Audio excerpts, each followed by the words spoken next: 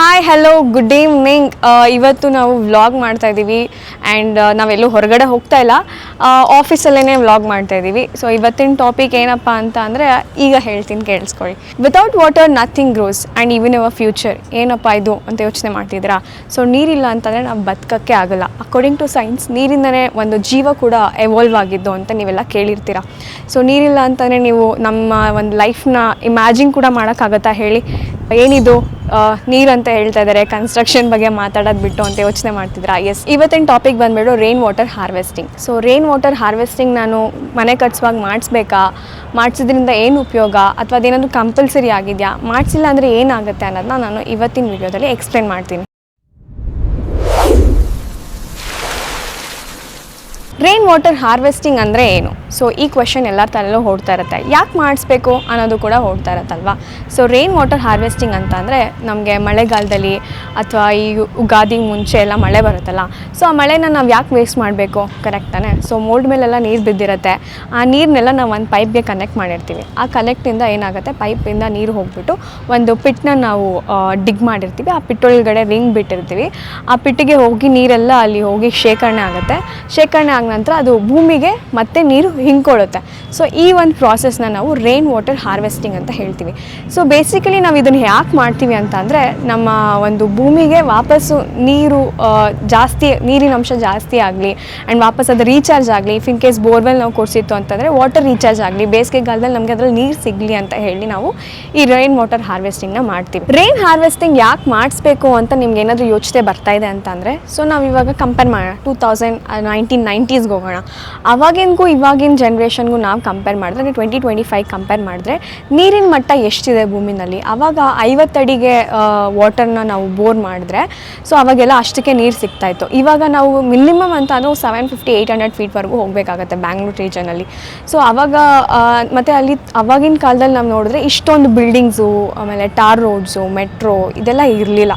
ಭೂಮಿ ಜಾಗ ಜಾಸ್ತಿ ಇತ್ತು. ಸೊ ಮಳೆ ಬಂದಾಗೆ ಆಗಲಿ, ಬಟ್ಟೆ ವಾಶ್ ಮಾಡಿದ್ದೇ ಆಗಲಿ, ಆ ನೀರೆಲ್ಲ ಭೂಮಿಗೆ ಹಿಂಗ್ತಾ ಇತ್ತು ಆ್ಯಂಡ್ ಅದರಲ್ಲಿ ವಾಟರ್ ಲೆವೆಲ್ ಜಾಸ್ತಿ ಇರ್ತಿತ್ತು. ಸೊ ಇವಾಗ ಏನಾಗ್ತಿದೆ, ಎಲ್ಲನೂ ಕೂಡ ಡ್ರೈನೇಜ್ ಹೋಗ್ತಾಯಿದೆ. ಮನೆ ಮುಂದೆ ಒಂದು ಸ್ವಲ್ಪನೂ ಕೂಡ ಜಾಗ ಇರಲ್ಲ, ಅಷ್ಟು ಕಾಂಕ್ರೀಟ್ ಆಗಿರುತ್ತೆ. ಆಮೇಲೆ ವೈಟ್ ಟಾಪಿಂಗ್ಸ್ ಮಾಡಿಬಿಟ್ಟಿದ್ದಾರೆ. ಗಿಡ ಮರ ಕೂಡ ನಮಗೆ ನೋಡಲಿಕ್ಕೆ ಆಡ್ಲಿ ಸಿಗುತ್ತೆ. ಆವಾಗ ಅಟ್ಲೀಸ್ಟ್ ಮನೆ ರೋಡಲ್ಲೆಲ್ಲ ಗಿಡ ಮರ ಎಲ್ಲ ಇರ್ತಿತ್ತು. ಸೊ ಅದರಿಂದ ಅದರಲ್ಲಿರೋ ಬೇರುಗಳು ನೀರನ್ನ ಹೋಲ್ಡ್ ಮಾಡಿ ಇಟ್ಕೊಳ್ತಾ ಇದ್ವು. ಇವಾಗ ಆ ಒಂದು ಅದನ್ನ ನೋಡೋಕ್ಕೆ ನಮ್ಮ ಗಿಡ ಮರ ನೋಡ್ತೀವಿ ಅಂದರೆ ನಮಗೆ ಸಿಗೋದು ಕಷ್ಟ ಆಗಿದೆ.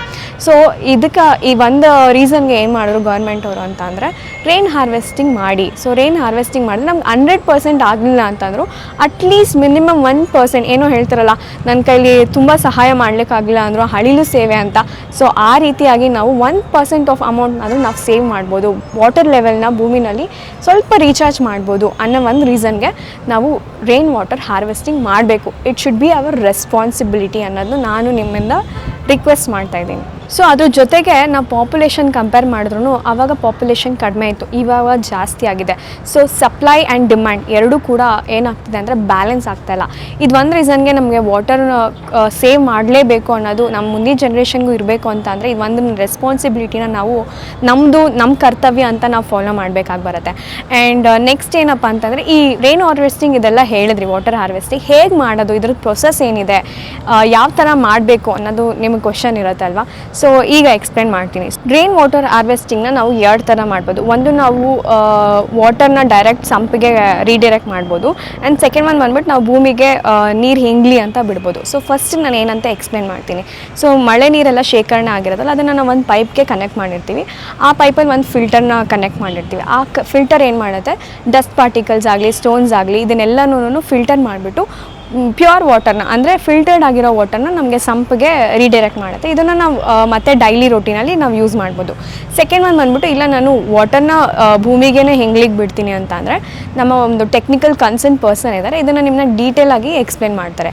ಸೊ ದಟ್ ಇದನ್ನು ನೀವು ಮನೆ ಕಟ್ಸ್ಕೊಳ್ಳುವಾಗ ನಿಮ್ಗೆ ಯಾವ್ದು ಸೂಟೇಬಲ್ ಅನಿಸುತ್ತೆ. ಬಟ್ ಅಕಾರ್ಡಿಂಗ್ ಟು BBMP ಏನಂತ ಅಂದರೆ, ಈ ಸೆಕೆಂಡ್ ಪಾಯಿಂಟ್ ಇದೆಯಲ್ಲ, ನಾವು ಭೂಮಿಗೆ ನೀರು ಹಿಂಗ್ಲಿಗೆ ಬಿಡೋದು, ಇದು ಕಂಪಲ್ಸರಿ ಮಾಡಿದ್ದಾರೆ. ಸೊ ಬನ್ನಿ ನೋಡೋಣ ಅವ್ರು ಏನಂತ ಎಕ್ಸ್ಪ್ಲೇನ್ ಮಾಡ್ತಾರೆ ನಿಮಗೆ ಅಂತ. ಸೊ ಇವಾಗ ನಮ್ಮ RCCಯ ಡಿಸೈನ್ ಟೀಮ್ ಹೆಡ್ ಆದಂಥ ಗುರುದೀಪ್ ಸರ್ ಇದ್ದಾರೆ. So Gurudeep sir will explain ನಾವು ಹೇಗೆ ರೈನ್ ವಾಟರ್ ಹಾರ್ವೆಸ್ಟಿಂಗ್ ಮಾಡಬೇಕು, ಅದರಲ್ಲಿ ಏನೇನು ಪ್ರಾಸೆಸ್ ಇರುತ್ತೆ, ನಾವೇನು ಫಾಲೋ ಮಾಡಬೇಕು ಅನ್ನೋದನ್ನ ಅವ್ರು ಕಂಪ್ಲೀಟಾಗಿ ನಮ್ಗೆ ಎಕ್ಸ್ಪ್ಲೇನ್ ಮಾಡ್ಕೊಡ್ತಾರೆ. ಬನ್ನಿ ನೋಡೋಣ. So first of all rain water harvesting ಏನಕ್ಕೆ ಮಾಡಬೇಕಂತ ಹೇಳ್ತೀನಿ. ಸೊ ಯೂಶ್ವಲಿ ನಿಮ್ಮ ಮನೇಲಿ ಬೋರ್ವೆಲ್ಸ್ ಇರುತ್ತೆ, ಸೊ ಅಥವಾ ಬೋರ್ವೆಲ್ ಇಲ್ಲ ಅಂತ ಅಂದರೂ ಕೂಡ ಇಟ್ಸ್ ಅ ಮ್ಯಾಂಡೇಟ್ರಿ ಥಿಂಗ್, ಎಲ್ಲ ಸೈಟಲ್ಲೂ ರೈನ್ ವಾಟರ್ ಹಾರ್ವೆಸ್ಟಿಂಗ್ ಮಾಡಬೇಕು. ಸೊ ಮಾಡೋದ್ರಿಂದ ಏನು ಯೂಸ್ ಆಗುತ್ತೆ ಅಂತ ಅಂದರೆ ನಿಮ್ಮ ಟೆರೆಸ್ ಮೇಲೆ ಬಿದ್ದಂಥ ಎಲ್ಲ ನೀರು ಸೊ ಅದು ಗ್ರೌಂಡ್ ವಾಟರ್ ರೀಚಾರ್ಜ್ ಆಗುತ್ತೆ. ಸೊ ಅದಕ್ಕೆ ಏನೇನು ಸ್ಟೆಪ್ಸ್ನ ಫಾಲೋ ಮಾಡಬೇಕಂತ ಅಂದರೆ ನಾನು ಹೇಳ್ತಾ ಹೋಗ್ತೀನಿ one by one step.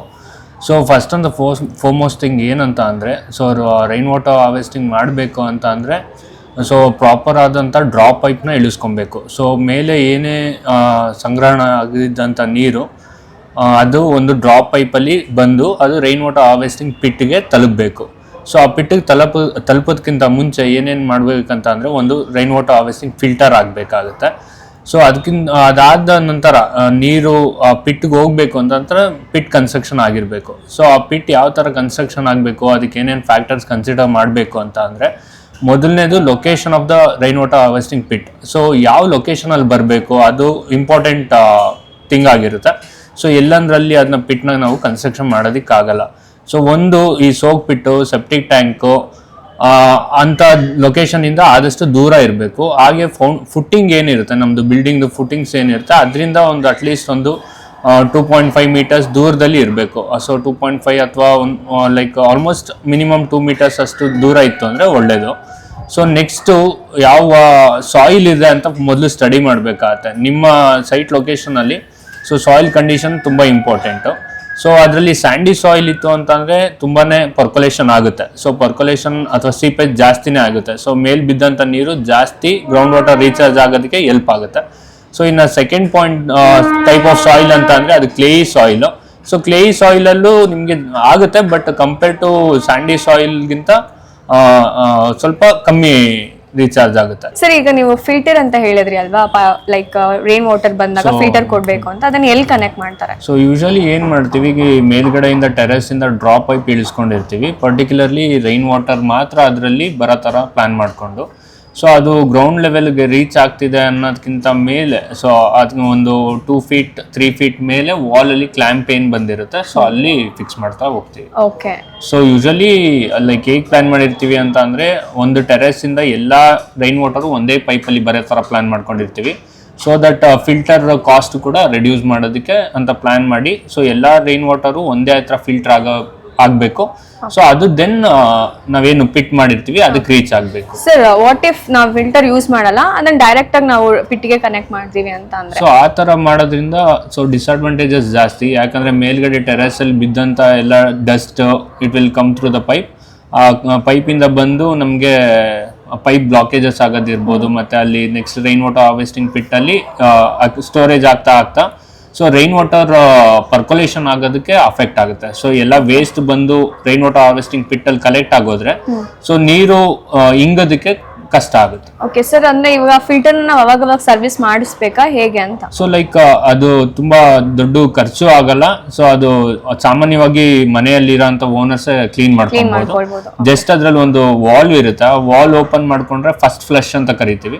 So first flush ಅಂತ ಅಂದ್ರೆ ಏನಾಗುತ್ತೆ, ಸೊ ಲೈಕ್ ಮಳೆ ಬರ್ತಾ ಇರುತ್ತೆ, ಸೊ ಮೇಲಿಂದ ವಾಟರ್ ಬಂದಿರುತ್ತೆ. ಸೊ ಅದು ಫಸ್ಟ್ ಫ್ಲಶ್ ಮಾಡಿದಾಗ ಅದ್ರಲ್ಲಿ ಏನೇ ಎಲೆ ಅಥವಾ ಧೂಳು ಆ ತರ ಬಿದ್ದಿದೆಲ್ಲ ಫ್ಲಶ್ ಅಲ್ಲಿ ಹೊರಗಡೆ ಬಂದ್ಬಿಡುತ್ತೆ. ಅದಾದ್ಮೇಲೆ ಏನೇ ನೆಕ್ಸ್ಟ್ ಪರ್ಕೊಲೇಷನ್ ಆಗೋ ವಾಟರ್ನ ಸೊ ಸೀದಾ ನಾವು ರೈನ್ ವಾಟರ್ ಹಾರ್ವೆಸ್ಟಿಂಗ್ ಪಿಟ್ಗೆ ಬಿಡ್ಬೋದು. Okay sir, fine. So next third point ಏನ್ ಕನ್ಸಿಡರ್ ಮಾಡ್ಬೇಕಂತಂದ್ರೆ size of the pit.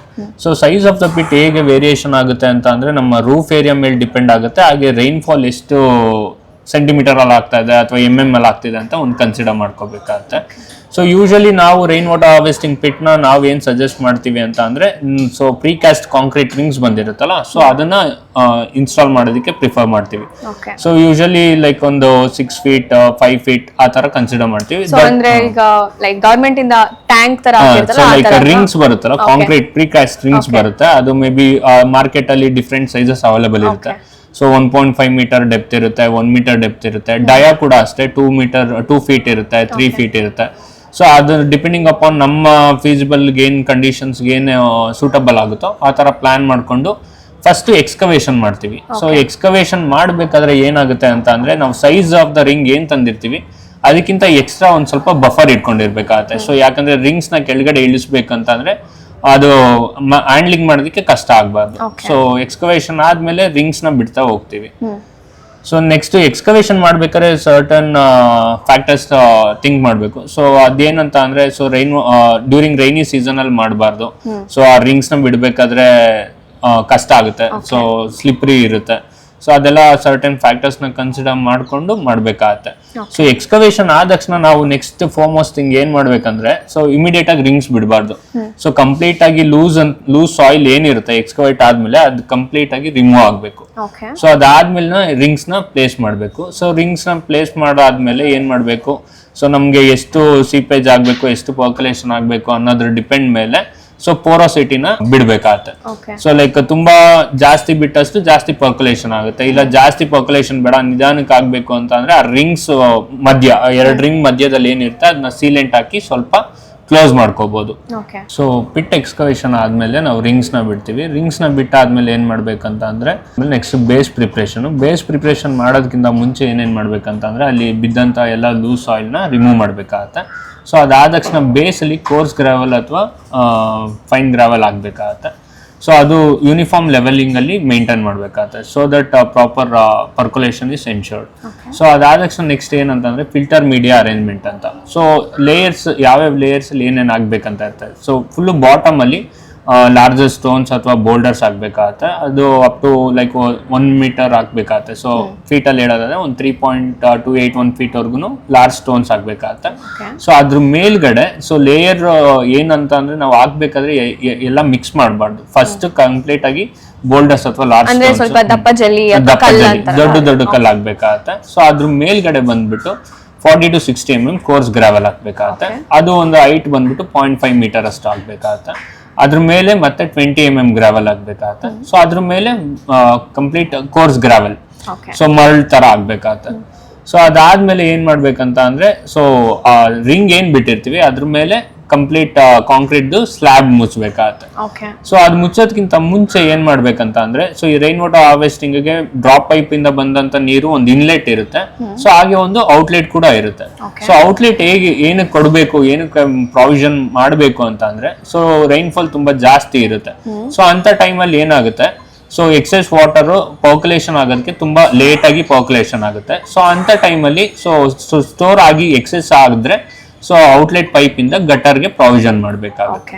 So ಇದಿಷ್ಟು ರೈನ್ ವಾಟರ್ ಹಾರ್ವೆಸ್ಟಿಂಗ್ ಫಿಟ್ ಮಾಡಬೇಕಾದ್ರೆ ಈ ಫ್ಯಾಕ್ಟರ್ಸ್ ಎಲ್ಲಾನು ಕನ್ಸಿಡರ್ ಮಾಡಬೇಕಾಗುತ್ತೆ. ಅಷ್ಟೇನಾ ಸರ್, ಬೇರೆ ಏನಾದರೂ ನಾವು ಸೊ ಲೈಕ್ ನಾವು ಸಿಂಪಲ್ ಆಗಿ ರೆಸಿಡೆನ್ಷಿಯಲ್ ಬಿಲ್ಡಿಂಗ್ ಮಾಡಬೇಕು ಅಂತ ಅಂದ್ರೆ ಇದು ಇಷ್ಟು ಪಾಯಿಂಟ್ಸ್ ನ ಕನ್ಸಿಡರ್ ಮಾಡಲೇಬೇಕಾಗುತ್ತೆ. ಓಕೆ. ಸೊ ನೋಡಿದ್ರಲ್ಲ, ನಮ್ಮ ಗುರುದೀಪ್ ಸರ್ ಎಲ್ಲಾನು ಎಕ್ಸ್ಪ್ಲೇನ್ ಮಾಡಿದ್ರು. ಸೊ ಮೇನ್ ಥಿಂಗ್ ಆಗಿ ನೀವು ಪಿಟ್ನ ಎಲ್ಲಿ ಯಾವ ಜಾಗದಲ್ಲಿ ನಾವು ಡಿಗ್ ಮಾಡಬೇಕು ಅನ್ನೋದನ್ನ ಒಂದು ಪಾಯಿಂಟ್ನ ನೀವು ನೋಟ್ ಡೌನ್ ಮಾಡ್ಕೋಬೇಕಾಗತ್ತೆ. ಹಾಗೆ ಎಷ್ಟು ಫೀಟಲ್ಲಿ ನಾವು ಡಿಗ್ನ ಮಾಡ್ಬೇಕು ಅನ್ನೋದನ್ನ ಕನ್ಸಿಡರ್ ಮಾಡಬೇಕು. ಅದ ನಂತರ ರಿಂಗ್ಸ್ನ ನಾವು ಎಷ್ಟು ರಿಂಗ್ಸ್ ಬಿಡಬೇಕು ಬೇಸ್ಡ್ ಆನ್ ದ ಡೆಪ್ತ್ ನಾವು ಕನ್ಸಿಡರ್ ಮಾಡಬೇಕು.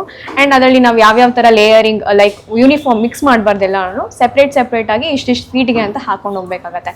ಇದನ್ನೆಲ್ಲನೂ ಕನ್ಸಿಡರ್ ಮಾಡಿ ನಾವು ರೈನ್ ವಾಟರ್ ಹಾರ್ವೆಸ್ಟಿಂಗ್ನ ಮಾಡಿಸ್ಬೇಕು. ಆ್ಯಂಡ್ ರಾಮ ಸೇತುವೆ ಕಟ್ಟುವಾಗ ಹನುಮ ಹಾಗೂ ತನ್ನ ವಾನರ ಸಂಘ ಏನ್ ಮಾಡಿದ್ರು, ದೊಡ್ಡ ದೊಡ್ಡ ಬಂಡೆಗಳನ್ನ ತಂದು ಸಮುದ್ರಕ್ಕೆ ಸೇತುವೆ ಕಟ್ತಾ ಇತ್ತು. ಹಳಿಲು ಸಣ್ಣ ಸಣ್ಣ ಕಲ್ಲುಗಳನ್ನ ತಂದು ಆ ದೊಡ್ಡ ದೊಡ್ಡ ಕಲ್ಲುಗಳ ನಡುವೆ ಇದ್ದ ಗ್ಯಾಪ್ ನ ಕ್ಲೋಸ್ ಮಾಡ್ತಿದ್ವು ಅಂತೆ. ಸೊ ತನ್ನ ಅಳಿಲು ಸೇವೆ ಅಂತ ಮಾಡ್ತಾ ಇದ್ವು. ಹಾಗೆ ನಾವು ನಮ್ಮ ಪ್ರಕೃತಿಗೆ ದೊಡ್ಡದಾಗಿ ಏನು ಹಿಂತಿರುಗ್ಸಕ್ ಆಗಿಲ್ಲ ಅಂತ ಅಂದ್ರೂ ಈ ಒಂದು ಸಣ್ಣ ರೈನ್ ಹಾರ್ವೆಸ್ಟಿಂಗ್ ನ ಮ್ಯಾಂಡೇಟ್ರಿ ಅಂತ ಅನ್ಕೊಳ್ದೆ ನಮ್ಮ ಒಂದು ಕರ್ತವ್ಯ ಅಂತ ಅನ್ಕೊಂಡು ಒಂದು ಪುಟ್ಟದಾದ ಹಳ್ಳಿ ಸೇವೆ ತರ ನಾವು ಒಂದು ಸಣ್ಣ ಕೆಲಸದಿಂದ ಪ್ರಕೃತಿಗೆ ನಾವು ನಮ್ಮ ಒಂದು ಥ್ಯಾಂಕ್ಸ್ ಗಿವಿಂಗ್ ನ ಹೇಳ್ಬೋದು. So water is very essential and natural resources ಅಲ್ವಾ. ಸೊ ಅದನ್ನ ನಾವು ಸೇವ್ ಮಾಡಬೇಕು, ಹಾಗೆ ನಮ್ಮ ಮುಂದಿನ ಜನರೇಷನ್ಗೂ ಕೂಡ ಕಾಪಾಡಬೇಕು ಅಂತ ಅಂದ್ರೆ ಈ ನಮ್ಮ ಕರ್ತವ್ಯನ ನಾವು ಕಾಪಾಡ್ತಾ ಹೋಗ್ಬೇಕು. ಸೊ ಈ ಬ್ಲಾಗ್ನ ಇಲ್ಲೇ ಮುಗಿಸ್ತಾ ಇದೀವಿ. Thank you so much, and don't forget to follow RCC page.